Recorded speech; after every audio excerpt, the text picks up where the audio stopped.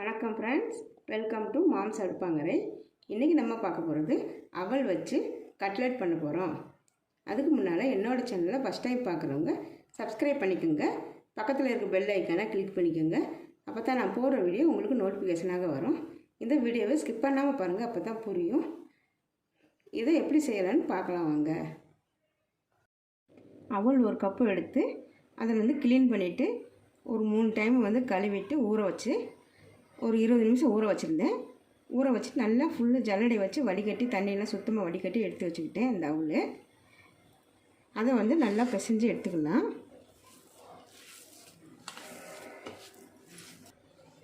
இது மாதிரி நல்லா பிசைஞ்சு எடுத்தாச்சு.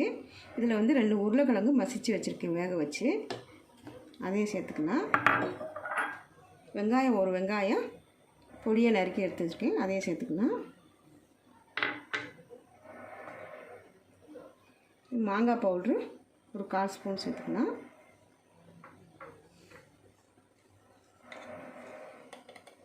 கரம் மசாலா ஒரு 1/4 ஸ்பூன். மிளகாத்தூள் தேவைக்கு எவ்வளோ காரம் வேணுமோ அந்த அளவுக்கு சேர்த்துக்கலாம். ஜீரக பவுட்ரு ஒரு 1/4 ஸ்பூன். மஞ்சள் தூள் கொஞ்சமாக சேர்த்துக்கலாம்.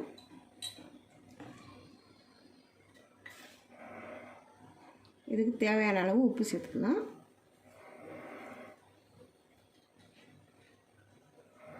இஞ்சி பொடியாக துருவி வச்சுருக்கேன், அதுவும் போட்டுக்கலாம். கொத்தமல்லி பொடியாக நறுக்குனது.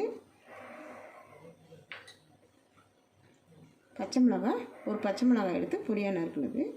இதெல்லாம் சேர்த்து மிக்ஸ் பண்ணி எடுத்துக்கலாம். இது மாதிரி நல்லா கெட்டியாக பிசைஞ்சு எடுத்துக்கிட்டேன். இப்போ கையில் லைட்டாக எண்ணெய் தொட்டுக்கிட்டு எண்ணெய் தடவிட்டு இது எவ்வளோ அளவு தேவையோ அந்த அளவுக்கு உருண்டை பண்ணிவிட்டு என்ன ஷேப் வேணுமோ அந்த ஷேப்புக்கு தட்டிக்கலாம். இப்போ நான் ரவுண்ட் ஷேப்லேயே தட்டிக்குவேன்.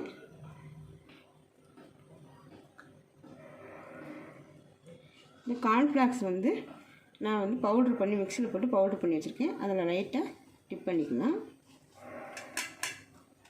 இன்னும் கிறிஸ்பியாக வரும் அதில் சேர்த்தா. இது மாதிரி செஞ்சு எடுத்து வச்சுக்கலாம். எல்லாத்தையும்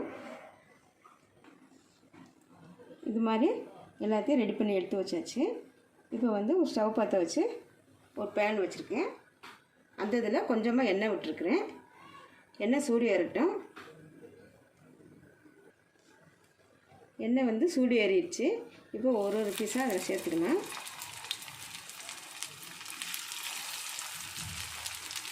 தீ மீடியமாக வச்சுக்கலாம்.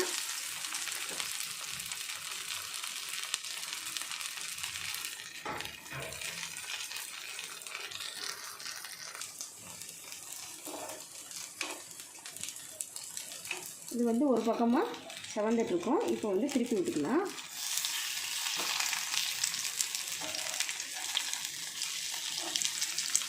இந்த மாதிரி எல்லாத்தையும் திருப்பி விட்டுக்கலாம். அப்படியே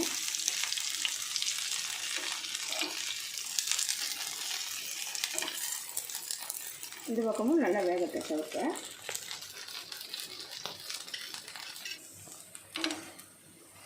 இன்னொரு பக்கமும் நல்லா செவக்க வெந்துருச்சு. இப்போ நம்ம எடுத்துக்கலாம். இது ரெடி ஆயிடுச்சு. இது மாதிரி வச்சு எல்லாத்தையும் சுட்டு எடுத்துக்கலாம்.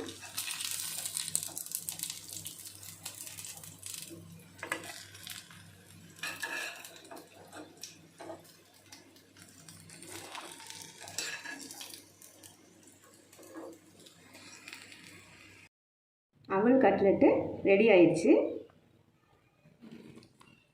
இது நல்லா கிறிஸ்பியாக வந்துட்டுருக்குது. இது மாதிரி நீங்களும் ட்ரை பண்ணி பாருங்கள். பிடிச்சிருந்ததுன்னா லைக் பண்ணுங்கள், ஷேர் பண்ணுங்கள், சப்ஸ்கிரைப் பண்ணுங்கள். நன்றி.